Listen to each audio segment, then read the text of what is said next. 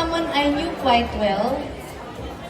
My Auntie Sita was known better as Mama Sita. It was one of her children who coined the name for her. Because she had a very motherly figure. Mama Sita belongs to the famous foodie clan of the Reyes aristocrat founders, and better known for our barbecue. And this is where I have to set the difference in the lineage. I was hoping that there would be a photo showing Mama Sita and her mother, because everybody mistakes Aling Asyang for Mama Sita, okay?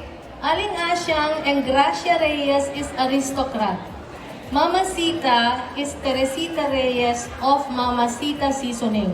Alright? So, I guess that will set the record straight. Wow, everybody's getting the paella. You should go. Yeah, okay.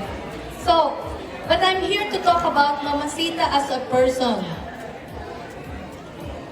And she was my favorite auntie. Do you know, anybody here know Mama Sita person or a daughter or, kasi she already, every time I ask, somebody knows her, somebody from, an auntie, a niece, and okay. Anyway, when we were still young, in our 20s, and we were traveling to Europe, Mama Sita I saw something about her that made me realize this lady is a bubbly, friendly, amiable, curious, approachable, a personality in herself.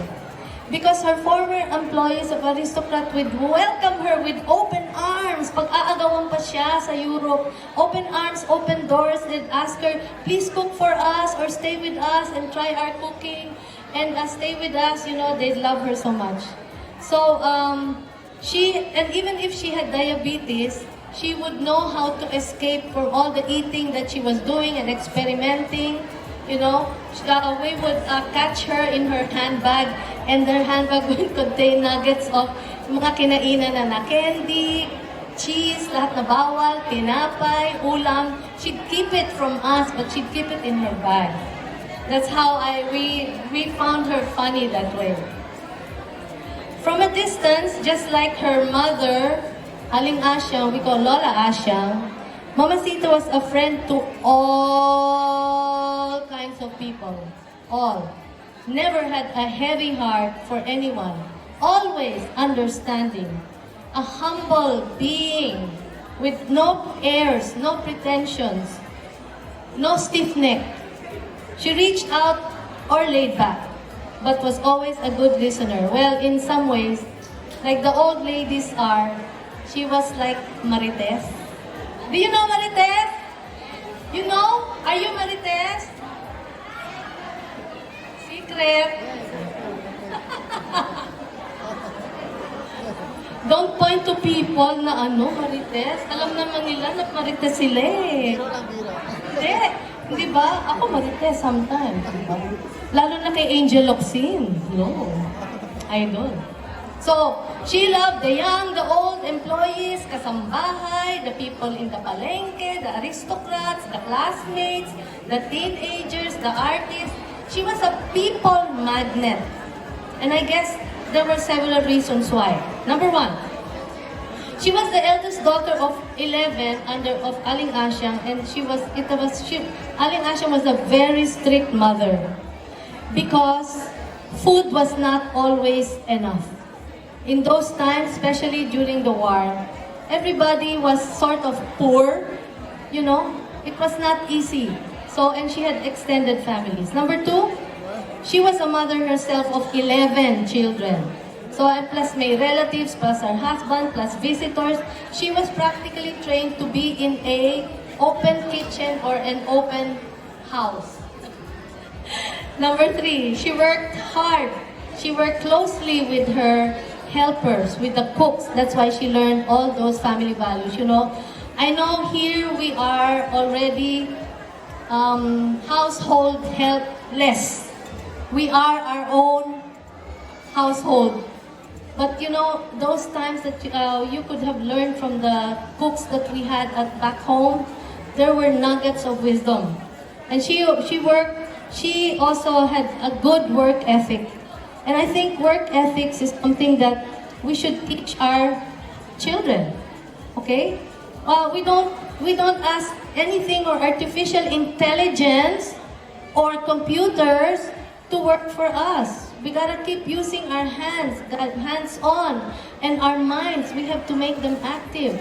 And that was in the times of my grandmother and Mama Sita. It was computerless, so everybody was just under their own efforts.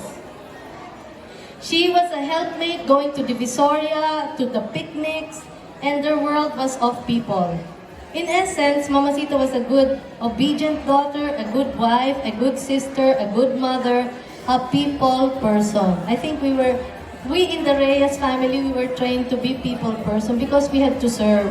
And we were not allowed to be mayabang or maarte.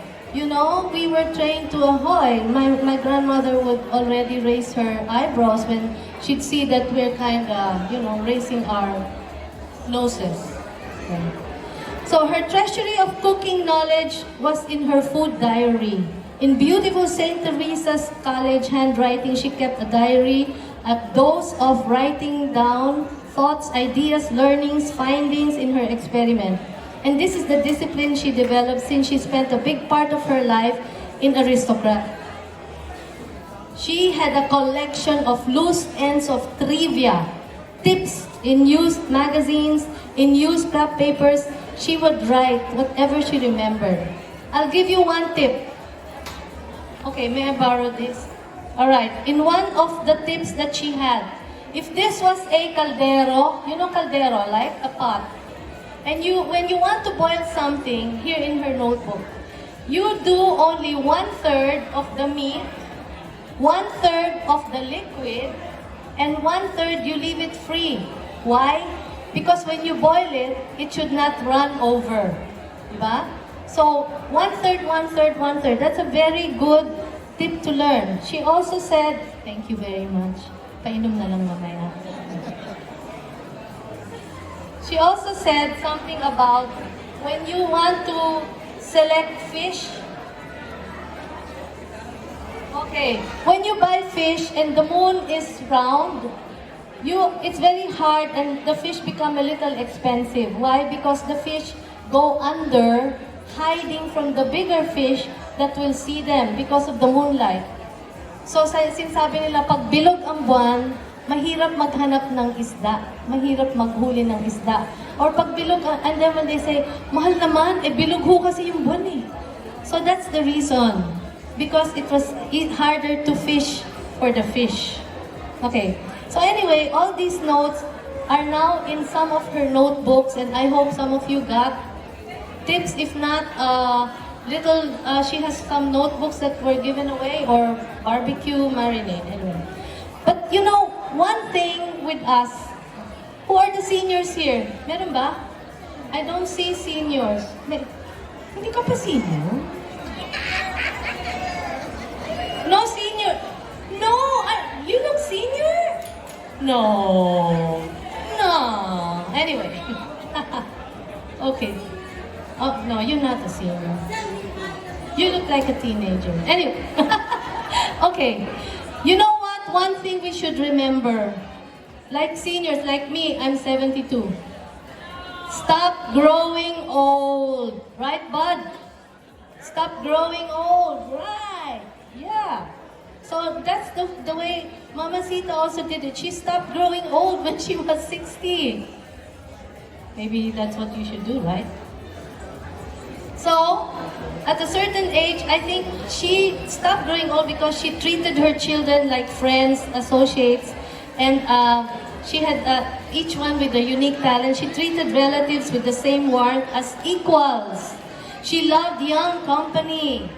She loved music, dancing, eating, traveling, cruising, reunion, picnics, and joking around. And you know what? She loved to match us with guys she thought were a good catch. But there's the catch I have. Yoo-hoo. Now, I'm back to this is now the end of my story. What is it? It goes this way. During the times that sinigang was still being done the crude way. You boil it, then you puree it, then you gather it, you put it in a sieve, then you put it in a bottle, then you use it for sinigang, right? I don't think anyone here... Do you remember how sinigang was done before? During the prehistoric times? No, not in America. No, not in America. Anyway, she would do that and she would bottle it until people started getting curious, asking, and wanting more until she started bottling that. And that was the start of the Mama Sita seasoning story. Packets of Mama Sita became the first instant ready-to-use sinigang mix. It was still a puree. So that is Mama Sita, kababayan, a true Filipino, a champion of our Filipino cuisine. Mabuhay kayo lahat na nagluluto ng Filipino cuisine. Salamat po. Champion of Filipino local ingredients, cooking ways, and important home family values. And I'm from Houston, but I would like to say that I find San Antonio so wholesome. You even let your kids sing on stage and enjoy them, see? Thank you very much for having us. She was also a kaibigan to once and all. She was a cuisinera with intuitive cook with hybrid taste buds, gleaned from travels and food trips, endless tasting and learning. Kabalikat sa hirap, kabalikat sa yaman, kabalikat sa lungkot, saya, gutom, ginhawa, luha at tawa. Masarap magluto, masarap magkwento, masarap kasama kahit saan, masarap magmahal. That's Mama Sita and she lives on. Maraming salamat po sa inyong lahat. Thank you. I hope you enjoyed the paella. That was adobo de paella cooked with adobo powder. Thank you! Thank you. How can our audience learn more about you or follow you in your journey? Oh, me? Well, I am the self-proclaimed adobo queen. I think I have Instagram, I'm not sure, or yeah, I think I do. Yeah, and Facebook, and I'm also a writer now of songs, so we did the adobo song and the sinigang song. I want to say, no. So thank you again, bye-bye. Thank you so much. Again, Mama Sita, in your goodie bag, each one of you